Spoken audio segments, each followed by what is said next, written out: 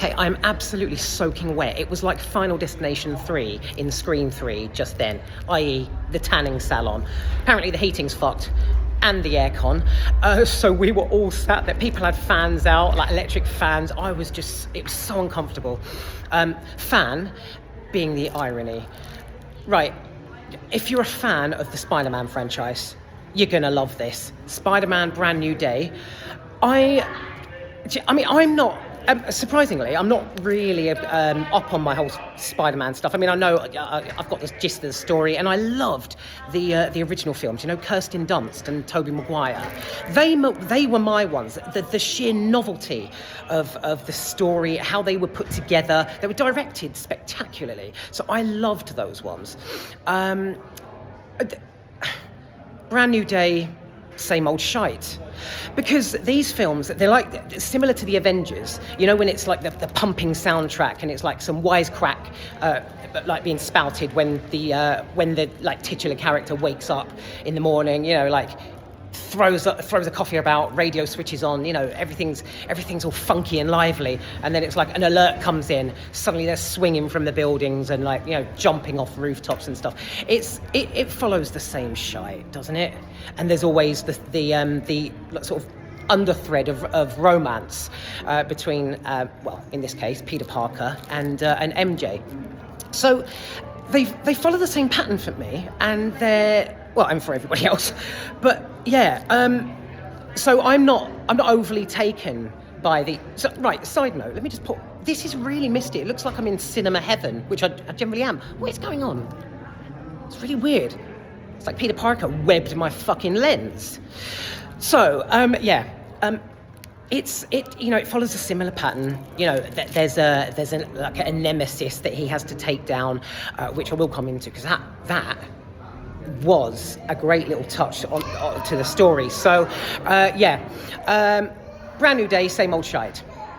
Right, so I will start with the positives, because I was quite... I say quite... Okay, fine. Hands down, I was very entertained. You can't deny it. How this instalment is directed, it's just excellent. There is nothing. There's no part of it that sort of that's drags or meanders off, and spirals into something else like overly dramatic and that brings the dynamic down. The scene transitions are brilliant. Brilliantly performed.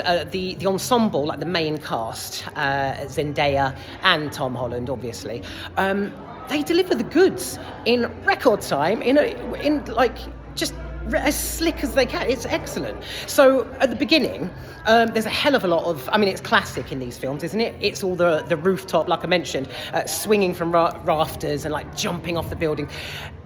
Side note, although the visuals are spectacular, they're just bright, they're absolutely faultless, I did feel like slightly queasy. I got a feeling of nausea during a few scenes, because they are really...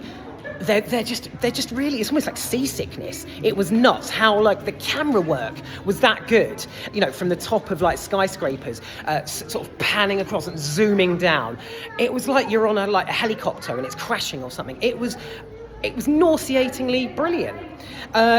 So the visuals and how it was all put together, I honestly can't elaborate, because it is that not convincing, but it's just excellent. Great stuff. That was good, apart from seasickness. The story itself. Now, I loved the plot. Sadie Sink, you'll all know from Stranger Things.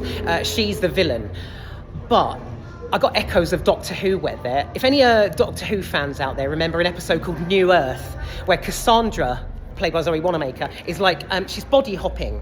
So she jumps into Rose, and then Rose becomes all posh and walking around sounding really strange. I got a taste of that in that. I really liked it. At first I couldn't figure out what the actual what the bad action was. The character, played by Sadie Sink, she's telepathic, but it was sort of it was body jumping. It wasn't actually sort of controlling the people that she sort of entered. Sounds a bit odd. But yeah, she sort of like just jumps in, speaks to Peter Parker, and then jumps into someone else. Yeah, I love that aspect. Brilliant element that in the story. It's certainly entertaining. So, although I say, and I suppose sliding into quite a slight negative, although I say, you know, brand new day, same old shite, the dynamics of this film are just excellent. If you love Spider-Man, then you'll love this. But yeah, that negative is it's the same pattern throughout every film. You know, it's like I always explain it as the Avengers. The world, the planet is literally about to crack open, split in half. That's the end of everything as we know it, like the blip. All of a sudden, in they come, swoop, world saved. Do you know what I mean? It's like I'm getting that weird glow again. So it's, you know, it's just, it follows the same old shite for me. I don't buy it. I know exactly what I'm in for. I know how this film is going to end when you know, whether it's Spider-Man, Superman, Deadpool. You always know how it's gonna transpire, you know. So yeah, I'll flash this. We got free badges on the way in, which, yeah, same old shite. Look at this.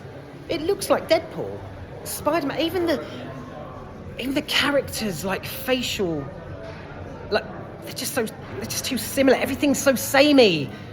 We need a superhero film like no other. We need something. What have I seen recently? A superhero flick that's completely, I don't know, just something refreshing, a new take on it. Florence Pugh pops up as one of the Thunderbolts. As that, the Black Widow.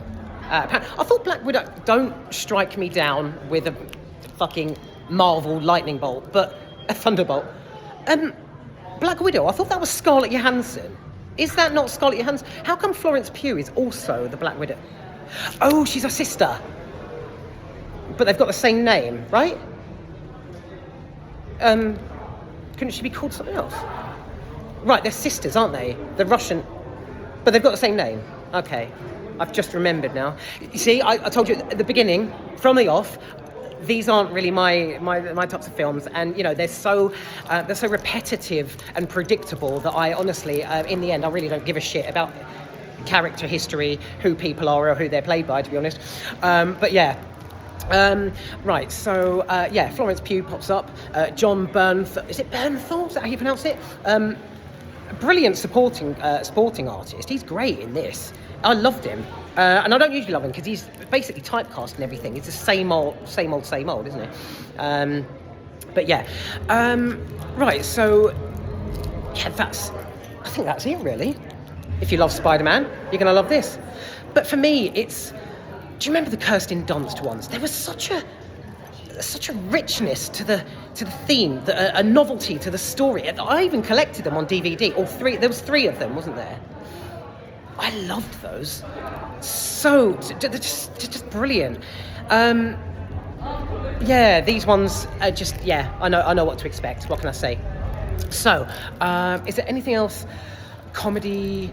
There's a few wisecracks in this, but it's a classic wisecrack. You know, when there's like a really serious moment between characters, both, and then suddenly you get Zendaya turn around like, well, you know, he was supposed to take me home, but you know, I'm still here. You know, that kind of thing. It's like, that's like cheese wank. It's just cheesy. You know, there's that sort of layered throughout, and but there was negative. Back up to a positive. There are some real touching moments during this film, Brand New Day, mainly between. Surprisingly, it's not between Peter and MJ. It's usually it's him and other characters. There's flashbacks to Aunt May. I found those they were at points poignant. Nicely done. But yeah, the visuals, although I wanted to vomit at some points, they were great. The whole sort of pivoting off buildings and the camera work, it was excellent. What can I say? I have inadvertently, as well as become an angelic sort of red glow. Inadvertently dressed the part today. You can't really see my outfit, but I've got like Spider-Man red. I've got my gold, like golden sort of Timberlands, bright blue jeans and red. So I actually walked in earlier. I felt like I was like, you know, one of those people that really dresses the part. Like when Barbie came out and all the girls were in like massive dresses, the guys were in suits and shit. Yeah, inadvertently, I've dressed the part. But hey, that was hot. Not the film, the screen. Oh my Lord. Jeez, we were frying, absolutely frying. It was so uncomfortable. But yeah, Spider-Man, it was a nice distraction from the heat. What can I say? It's action-packed and adrenaline-fueled from start to finish. It's not really my kind of franchise, you know, because obviously, as I've touched upon, the old one, Tobey Maguire, was more my one. But yeah, it's predictable. It follows the same pattern, same wisecracks, character, you know, same old shite. But it absolutely delivers the goods, like, you know, in terms of visuals, the non-stop action, the webbing and all that. Right, side note, let me just pull it back. At the very beginning, am I the only person who noticed, I don't think the inhibitor that Peter like put together, was the cause or like the cause or the solution. So when but there's a scene, right, that where he walks into this sort of like, you know, the American equivalent of MI5, basically. He walks through a scanner in this government official building, and the scanner, it sort of goes up and down. It tells it, you know, it's like, you are half arachnid, half human, you know, that kind of shit.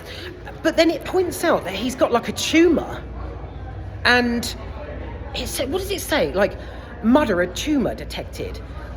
Unless it was me, I heard it completely wrong. I was like, shit, this isn't gonna go well, this film. I was geared up for something, you know, tragic to happen, because winding back to the beginning as well, he has headaches.